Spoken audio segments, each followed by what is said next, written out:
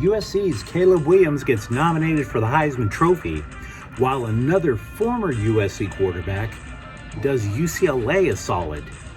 Also, the Dodgers, they keep Clayton Kershaw, but are they suddenly getting, what's the word, cheap? Hi, I'm James. This is your daily dose of sports and snark for the greatest sports city in the world, Los Angeles. This is the faithful Angelenos Morning Report. It is December 6, 2022. Longtime viewers of this show will tell you that I wind up doing this show because I work on the road a lot. I am in Anchorage, Alaska. I can't believe I'm actually here. It's misery on a stick. I'm telling you, the place is covered in snow, but I'm still going to enjoy myself for a few minutes by talking LA sports. Thank you to the new subscriber who joined the channel, by the way. I appreciate every last one of you. If you like talking LA sports, clickety-clack the like button. Clickety-clack the subscribe button. There's a notifications bell. Hit that. It'll let you know when we drop new content. Sharing is caring. Let people know we exist. And yeah, comment. I don't even know if they speak languages known to man over here, okay? So before we go through the news and notes from around LA, looking at the scoreboard, Kawhi Leonard made a return to the Clippers last night, but not only that, sank the game-winning shot. Clippers 119, Charlotte 117. Meanwhile today, the Lakers are at Cleveland at 4:30. Lakers are 2-0 on a very important 6-game road trip, and the Kings are in Ottawa at 4. Now, despite their lousy homestand, the Kings are third in the Pacific Division. Not too many USC notes, but I must tell you, the one that we do have, pretty important, Caleb Williams getting nominated for the Heisman. And that matters a lot because he may have lost some votes in Las Vegas, but the numbers aside from Las Vegas do not lie. He passed for more than 4,000 yards for the Trojans this year. His 37 touchdowns tied for the best across the entire nation. He basically came here from Oklahoma, was installed as a starting quarterback. They didn't want to admit it was from day one, but it was pretty much from day one because he and Lincoln Riley had history. Williams is in line to become the school's 7th or 8th, depending on what you think about Reggie Bush, Heisman winner. But here's something that really caught my eye, really interesting. Sources are reporting that former USC quarterback Kedon Slovis intends to enter the transfer portal, which is odd considering he led the Pittsburgh Panthers to a bowl berth in the first place, right? I don't know necessarily the reason for his unhappiness, but he has told, or sources have told ESPN, that Slovis will not play in the Sun Bowl, which is against UCLA. A Trojan does a Bruins program a solid. Go figure. Also for the Trojans, Kobe Fitzgerald enters the transfer portal. He is the 3rd reserve linebacker that has left the team. But there are 4 recruits that are coming in to play linebacker for UCLA, so it's not like they're necessarily going to be deeply missed.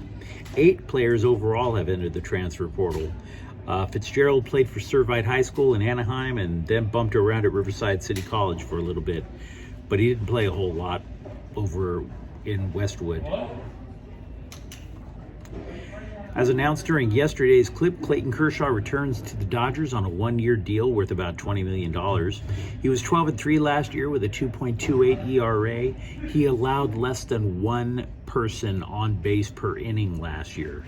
So the rotation is currently 4 or 5, let's say. Kershaw, Arias, Gonsolin, May. Having said that, there are people who are trying to say they have a 5th starter in Ryan Pepio. I'm not going to go there yet because we have too many things that should shake out before then. Basically, the 5th starter could go any number of ways. LA last year was just bringing people up and down all year long to fill in that 5th role as like a spot starter.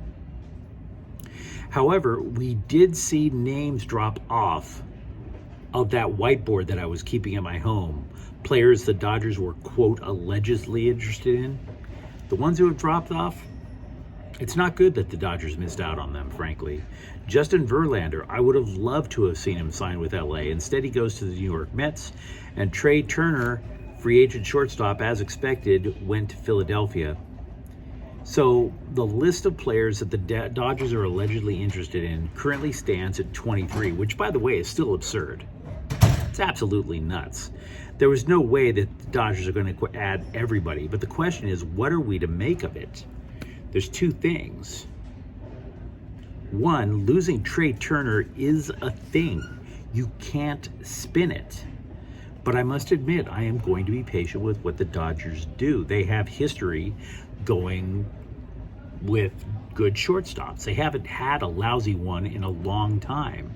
A couple of years ago, Dodger fans were up in arms over losing Corey Seager. That didn't turn out to be such a loss after all. So they may be going youth with Gavin Lux. We'll see.